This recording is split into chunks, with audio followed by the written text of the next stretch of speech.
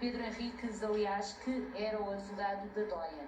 Aqui a grande questão é que Pedro Henriques diz que não atuou enquanto advogado da Doyen, atuou enquanto amigo. Aníbal Pinto diz que a reunião que manteve foi com o advogado e não foi com o amigo da Doyen, não foi com o amigo de Nélio Lucas.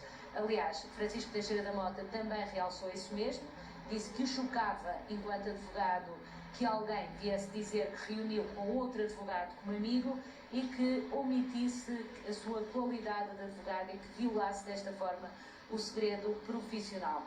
Amílcar Fernandes é bastante técnico, é bastante conciso, não está, então, neste momento, circunscreve-se aos documentos, voltando a realçar que a sua tarefa é relativamente simples, já que no processo a informação é clara de que Aníbal Pinto, a determinado momento, disse a Pedro Henriques que não estava disponível para continuar a colaborar com Rui Pinto, porque afinal Rui Pinto não queria ter uma prestação de serviço com a Doyen, queria, isso sim, extorquir dinheiro à Doyen.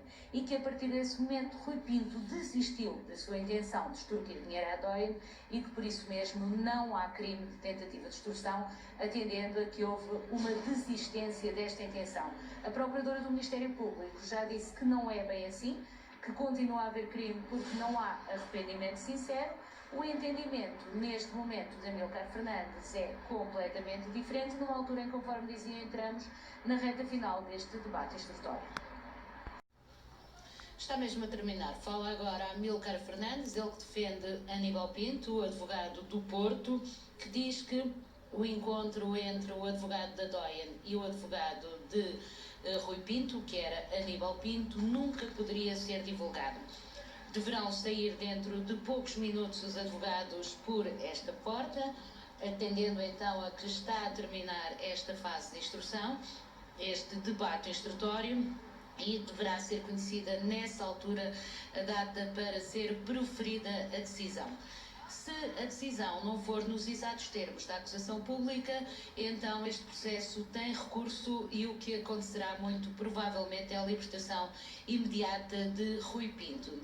Amílcar Fernandes continua então a defender que está documentado no processo que Aníbal Pinto agiu enquanto advogado e que mal se percebeu que de alguma forma haveria uma tentativa de extorsão, aconselhou o seu cliente a desistir imediatamente dos seus intentos e que, portanto, não cometeu qualquer crime.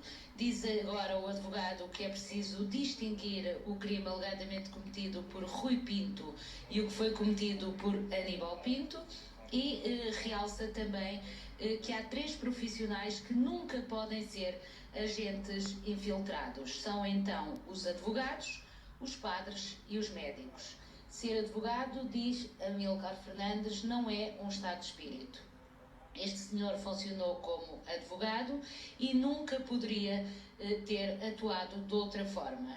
O que ele ouviu de Aníbal Pinto, realça Amílcar Fernandes, não pode ser usado como prova, já que ele era advogado e cometeu atos próprios de advogados. Neste momento a juíza dá mais 5 minutos a Amílcar Fernandes para acabar as alegações. Volta a dizer o que já disse ao início da tarde, que tudo isto tem limites, senão estaríamos aqui ainda no Natal, e que, portanto, mesmo o advogado tem apenas mais 5 minutos para defender o seu cliente, já que em sede de recurso, em sede de requerimento de abertura de instrução, já alegou todas as questões jurídicas, não é necessário voltar a alegá-las neste momento. Diz ainda Amílcar Fernandes que sem a prova do advogado da Doyen não há rigorosamente nada contra Aníbal Pinto e que, por isso mesmo, Aníbal Pinto não pode ser pronunciado por qualquer crime. Recordo que se a acusação não passar nos exatos termos em que for proferida, ou seja, se houver alguma alteração, mesmo que diga respeito apenas a Aníbal Pinto, não haverá recurso e Rui Pinto terá de ser libertado. O Ministério Público já tinha pedido também, aqui em sede de debate instrutório, ainda durante a manhã, que Rui Pinto e Aníbal Pinto fossem pronunciados nos exatos termos da acusação. ou seja, que não houvesse qualquer alteração jurídica aos factos que estão imputados na acusação pública e que o processo seguisse para julgamento conforme está descrito na acusação, que são 147 crimes que são imputados ao hacker, que ficou conhecido como o hacker do Benfica. O advogado de Rui Pinto, esse também já alegou, e conforme fomos contando aqui, revelando ao segundo na CMTV, através da informação que nos é dada do interior da sala de audiências pela Débora Carvalho, o advogado de Rui Pinto, que é Francisco Teixeira da Mota, disse que no máximo Rui Pinto pode ser acusado de 6 crimes, já que é isso que está escrito no mandado de detenção europeu e que a Europa tem regras que devem ser cumpridas. Disse depois que a democracia da Hungria e o Estado de Direito da Hungria ainda está em construção e que por isso mesmo foi aceite algo que em qualquer outro país da Europa não seria, e que foi aceita esta extensão do mandado de 6 crimes, passaram para 147 crimes, que é o número, então, que é o número que responde aqui Rui Pinto. Diz então Francisco Teixeira da Mota que 141 crimes deveriam cair de imediato. Estão a terminar neste momento então as alegações de Amílcar Fernandes, ele que já só tem 2 minutos, lembra-lhe a juíza para terminar estas alegações, ela que no final de falar então Amílcar Fernandes, que defende Aníbal Pinto, dirá qual é a data para que seja conhecida a decisão instrutória. Ao que tudo indica, deverá ser apenas em janeiro, já que as férias judiciais começam exatamente amanhã. E, para além disso, não é expectável que entre o Natal e o Ano Novo seja conhecida a decisão deste processo. Certo é que, se a acusação se mantiver nos exatos termos em que foi proferida pelo Ministério Público, este processo segue de imediato para julgamento. Se houver qualquer alteração e basta cair, por exemplo, um dos 147 crimes, este processo passa a ter recurso e aí já não será possível manter Rui Pinto preso, pelo menos no âmbito deste caso, ele que responde ainda, conforme sabemos, por um outro processo de acesso ilegítimo e de acesso ilegal, por exemplo, a magistrados como Carlos Alexandre. Amílcar Fernandes, que defende Aníbal Pinto. Amílcar Fernandes é um conhecido advogado do Porto, foi juiz das varas criminais do Porto durante muitos anos, está na advocacia há cerca de 10 anos. Amílcar Fernandes diz então que este processo contra Aníbal tem quase nada, já que a única coisa que tem, que é o depoimento do advogado Pedro Henriques, que é advogado da Doyen, não pode ser usado como prova. Diz depois que há apenas 3 profissões que nunca podem atuar como agentes infiltrados. São eles os advogados, os padres e os médicos, exatamente porque têm segredo profissional e que esse segredo profissional é inviolável. Diz que ser advogado não é um estado de espírito e que não se pode estar às vezes como advogado e outras vezes como amigo. Lembra também, e já lembrou aliás, o advogado de Rui Pinto, que Nélio Lucas, o homem forte da Doyen, que neste processo aparece como assistente, não é propriamente uma autoridade, é sim alguém que está, por exemplo, a ser investigado por fraude fiscal em Espanha. Diz agora o advogado de Aníbal Pinto que o Nélio só por si não suporta acusação nenhuma. O Nélio Lucas, ou seja, o homem forte da Doyen, não tem credibilidade. Ou seja, assenta pelo mesmo diapasão, de alguma forma, que também já foi defendido aqui por Francisco Teixeira da Mota. Nélio Lucas, o homem forte da Doyen, é alguém que responde em Espanha por fraude fiscal e alguém que não pode ter credibilidade para a justiça portuguesa e não pode dar um mote a uma investigação destas circunstâncias.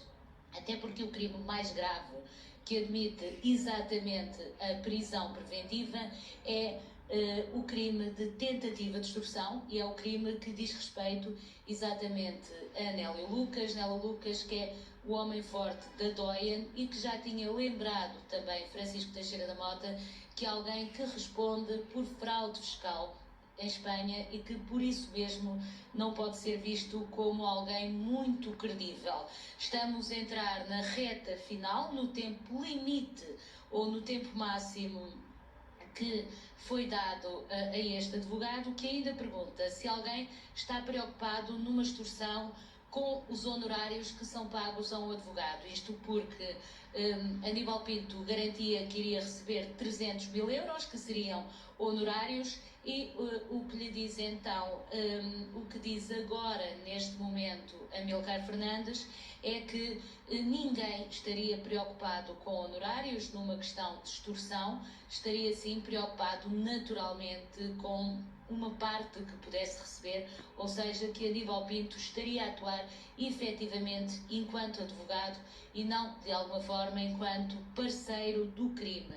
Amílcar Fernandes já foi chamado a atenção pela juíza, dizendo que não pode continuar a alegar, não pode continuar a alegar muito mais tempo. Ela que tinha dito que o limite seria meia hora, há cerca de 10 minutos disse que poderia falar mais 5 minutos, volta a chamar-lhe a atenção e a pedir-lhe então que termine estas alegações. Alegações essencialmente onde Amílcar Fernandes tem realçado que Aníbal Pinto atuou enquanto advogado e que foi apenas nessa circunstância que agiu da forma que agiu.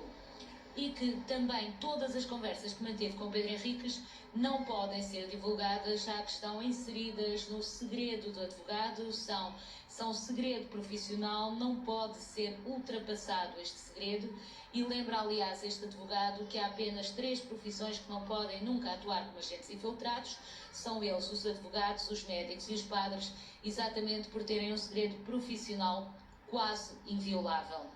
Diz então que o Nélio Lucas não é alguém credível, que só por si não suporta acusação nenhuma, não tem credibilidade nenhuma e que neste momento também não é credível que alguém que estivesse envolvido num caso de extorsão estivesse preocupado com honorários.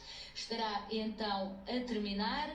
A juíza pede agora para esclarecer a questão das fotografias que estão no processo, que são o encontro que foi mantido então entre o advogado e também, aliás, entre os dois advogados, entre o advogado da Doyen e o advogado, neste caso Aníbal Pinto, ele que defendia neste processo Rui Pinto, e estamos então, conforme dizia, a entrar numa reta final, num momento final, onde deverão sair a qualquer momento os advogados da sala de audiências. Já alegaram todos os advogados, já alegou também a Procuradora do Ministério Público, que pediu inclusivamente que o processo seguisse para julgamento nos citados termos da acusação pública.